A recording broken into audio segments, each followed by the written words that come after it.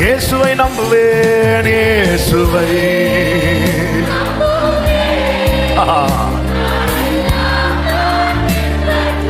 ஆமென். Glory வெட்கப்பட்டு கைகளை அசைத்து ஹல்லேலூயா பாடுவோம். Worship Him. Hallelujah. Jesus. Hallelujah. Amen.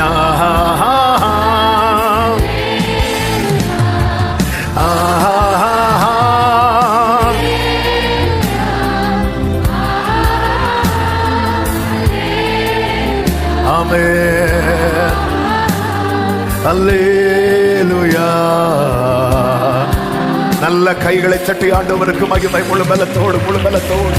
ஹல்லேலூயா ஹல்லேலூயா. எல்லா மகிமை உமக்கு செலுத்துகிறோம் இயேசுவின் நாமத்தில் பிதாவே. ஆமென் ஆமென். அப்படியே உட்கார்ந்து கொள்வோம். ஹல்லேலூயா. ஆண்டவருக்கு மகிமை. ஆமென் ஹல்லேலூயா. தேவ பிரசனம் எவ்வளவு இன்பமானது. துதித்தலே இன்பமும் ஏற்றது. அதுதான் நமக்கு செட் ஆகும், அதுதான் நமக்கு ஏற்றது. ஆண்டவருடைய பிரசன்னத்தில் ஆண்டவரை துதிக்க துதிக்க, அதாவது கவலை ஏராளம் இருந்தும் அந்த கவலை மறந்து ஒருத்தரை துதிக்கிறாங்க, ஆண்டவரை கவருகிறது.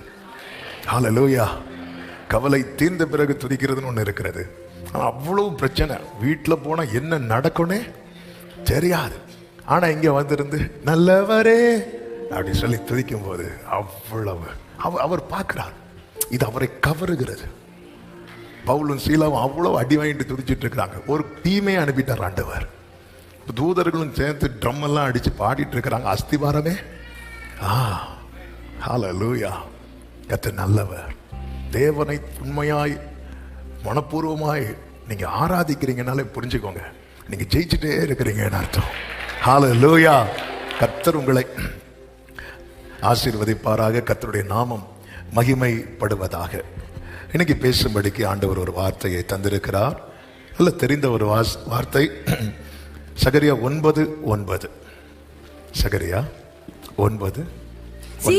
சீயோன் குமாரத்தியே மிகவும் கலிகூறு, எருசலேம் குமாரத்தியே கம்பீரி, இதோ உன் ராஜா உன்னிடத்தில் வருகிறார். இதோ உன் ராஜா உன்னிடத்தில் வருகிறார். அவர் நீதி உள்ளவரும் ரட்சிக்கிறவரும், அவர் நீதி உள்ளவரும் ரட்சிக்கிறவரும், தாழ்மை உள்ளவரும் தாழ்மை உள்ளவரும், கழுதையின் மேலும் கழுதை குட்டியாகிய மரியின் மேலும் ஏறி வருகிறார்.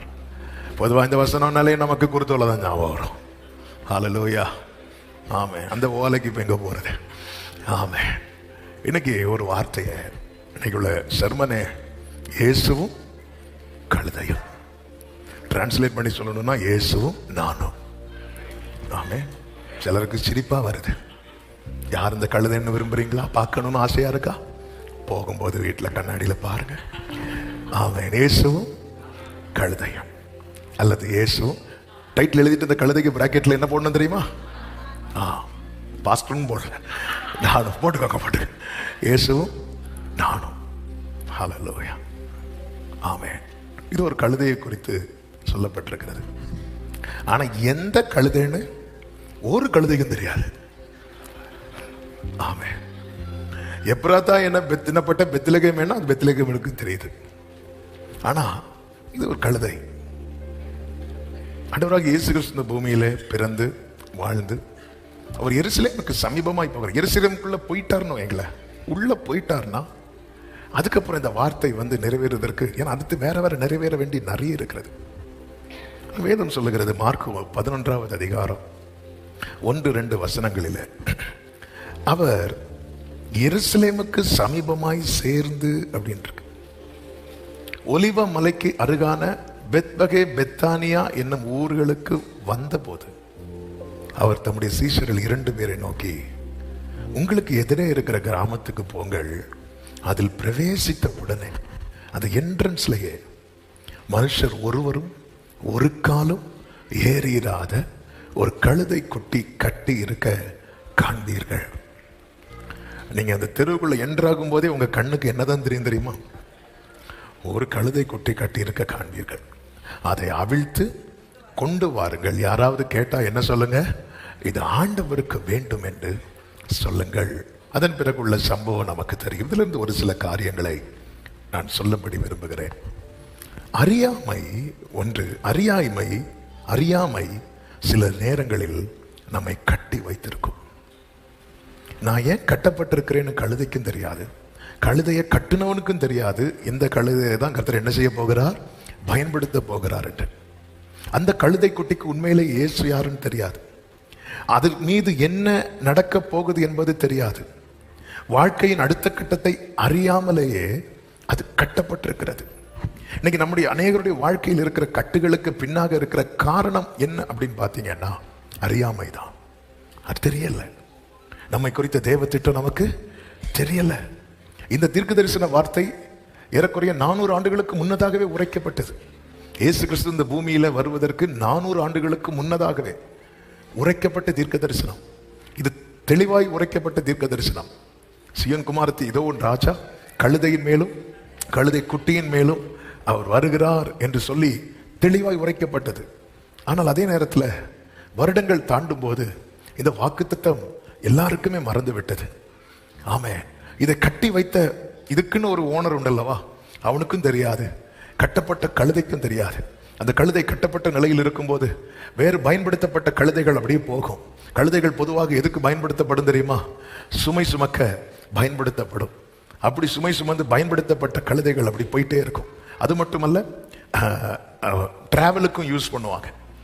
அப்படி பார்க்கும்போது ஒவ்வொருத்தரும் ஒவ்வொரு கழுதையை பயன்படுத்தி அதுக்கு மேலே டிராவல் பண்ணுறது, அதுக்கு மேலே சுமைகளை வைத்து அப்படி பயன்படுத்தப்படுகிறதை இந்த கழுதை குட்டி பார்த்துட்டே இருக்கும். இதுவரை இதுக்கு மேலே ஒருவரும் ஒரு காலம் ஏறவில்லை. ஒருவர் கூட இதுவரை வந்து இதை அவிழ்க்கவும் இல்லை. பிரமாணம் என்ன தெரியுமா? இப்படிப்பட்ட கழுதை குட்டியை எப்படி மீட்க வேண்டுமா? ஆட்டுக்குட்டியால மீட்கணுமா? இப்படி வந்து ஒரு கழுதை குட்டி இப்படி கட்டப்பட்ட ஒரு கழுதை குட்டி கட்டப்பட்டிருக்கனாலே அது ஓனருக்கு என்ன தேவை இல்லை. ஓனருக்கு தேவை இல்லைன்னா உங்களுக்கு யாருக்காவது வேணும்னா நீ என்ன பண்ணு, எடுத்துட்டு போ. ஆனால் எடுத்துட்டு போனா அதுக்கு மீட்கும் பொருளை கொடுக்கணும்.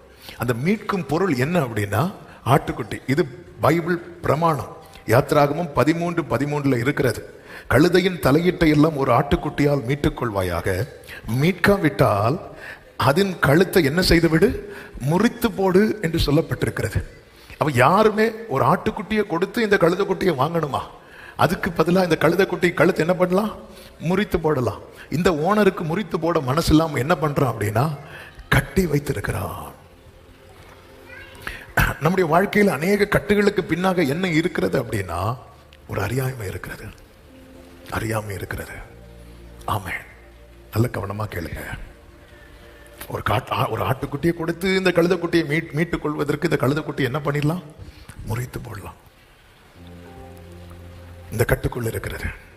ஆனால் அதே நேரத்தில் இந்த கட்டுதான் இப்போதைக்கு இந்த கழுதைக்கு பாதுகாப்பு. ஹல்லேலூயா. சில கட்டுகள் நமக்கு பாதுகாப்பு. இன்னைக்கும் இந்த கழுதை தலை முறிக்கப்படாம இருக்கிறதுக்கு காரணம் என்ன தெரியுமா? இந்த கழுதை என்ன செய்யப்பட்டிருக்கிறது, கட்டப்பட்டிருக்கிறது.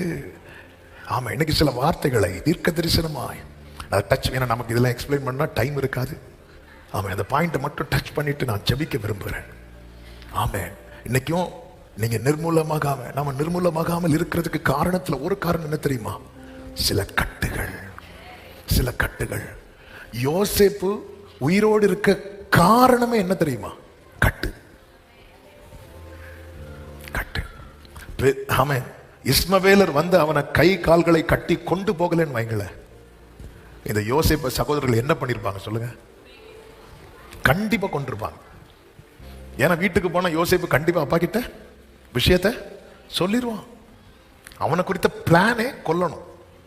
இஸ்மவேலர்கள் வந்தாங்க. அதாவது நல்லா புரிஞ்சுக்கோங்க, இனி இந்த இடத்துல இருந்தா யோசேப்புக்கு ஆபத்துன்னு தெரிஞ்சிட்டுன்னு வைங்களேன், ஆண்டவரே அவனை மாத்திடுவார். சில சூழ்நிலையில தேவன் நம்மை கட்டப்பட்டவர்களாய் கொண்டு போக பண்ணதுக்கு பின்னாக என்ன இருக்கிறது தெரியுமா? ஆமென். பெரிய கண்ணியிலிருந்து நாம் தப்பு வைக்கப்பட்டிருக்கிறோம். ஒரு ஆமேன் சொல்லுங்க பார்க்கலாம். யோசேப்பு மட்டும் வீட்டுல இருந்திருந்தானா, யோசேப்பு மட்டும் வீட்டுல இருந்திருந்தானா யோசேப்பு கதையை முடிச்சிருப்பாங்க.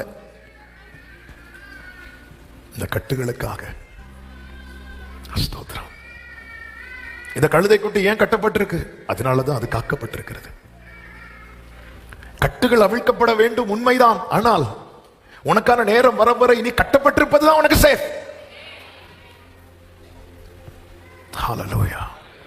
மறுபடியும் சொல்றேன், நமக்கு இந்த சில கட்டுகள்லாம் அவிழ்க்கப்பட வேண்டும். சில கட்டுகள்லாம் அதே நேரத்தில் உனக்கான டைம் வரது வரைக்கும் நீ கட்டப்பட்டிருப்பதுதான் உனக்கு சேஃப்.